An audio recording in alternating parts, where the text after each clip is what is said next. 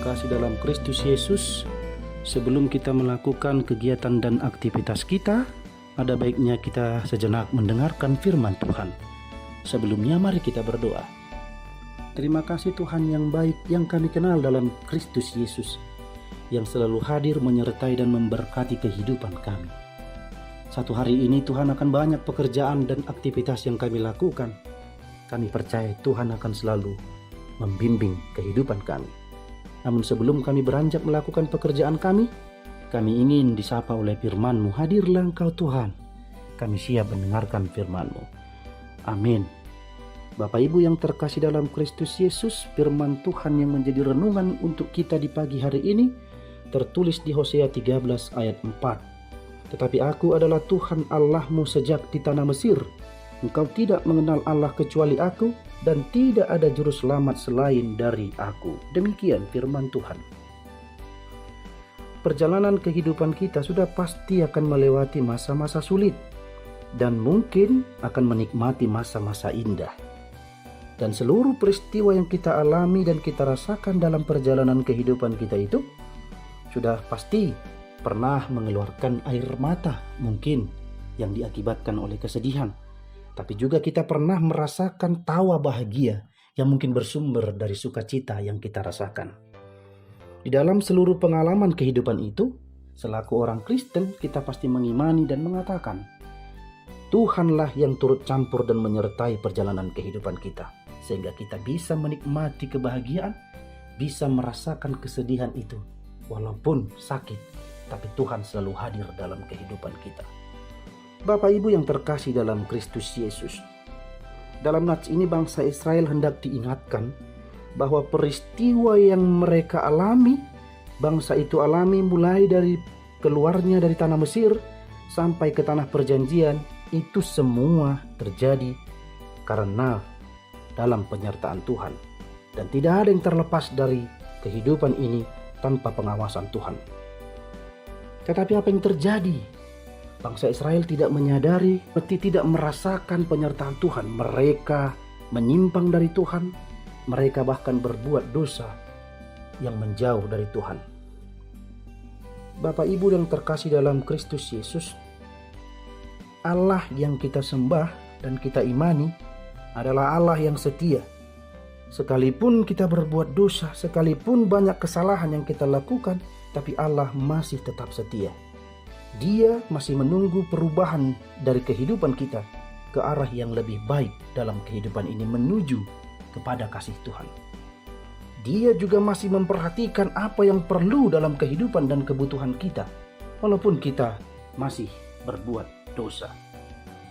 Itulah sebabnya firman Tuhan dalam nats ini mengatakan, engkau tidak dapat mengenal Allah kecuali aku.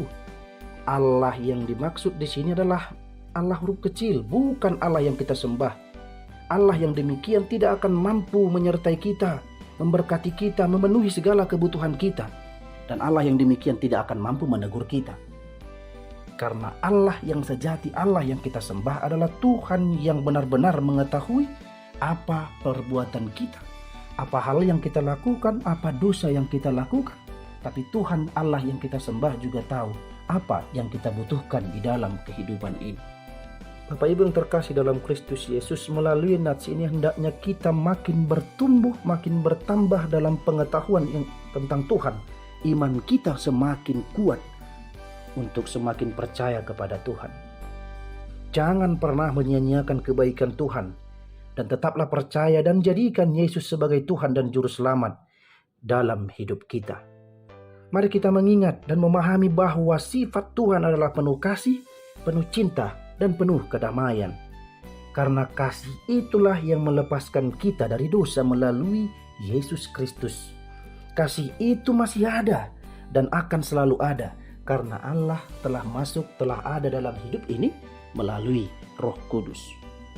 Karena kasih itu, Yesus hadir di tengah-tengah kehidupan kita untuk menyertai kehidupan kita, untuk menuntun hidup kita, untuk mengarahkan hidup kita agar tidak lagi berbuat dosa dan selalu berbuat baik dalam hal kasih, damai, dan cinta. Untuk itu Bapak Ibu yang terkasih dalam Kristus Yesus, bersyukurlah kepada Tuhan karena Ia masih mengasihimu. Bersyukurlah karena Tuhan mengampunimu. Bersyukurlah karena Tuhan menyertaimu. Bersyukurlah karena Tuhan memberkatimu. Buka hatimu, mengucap syukurlah pada Tuhanmu, dan jangan pernah melupakan kasih setianya di dalam hidupmu. Amin. Mari kita berdoa. Terima kasih Tuhan atas firman-Mu yang mengarahkan kami agar mengingat seluruh kebaikan dan penyertaan-Mu di dalam kehidupan kami.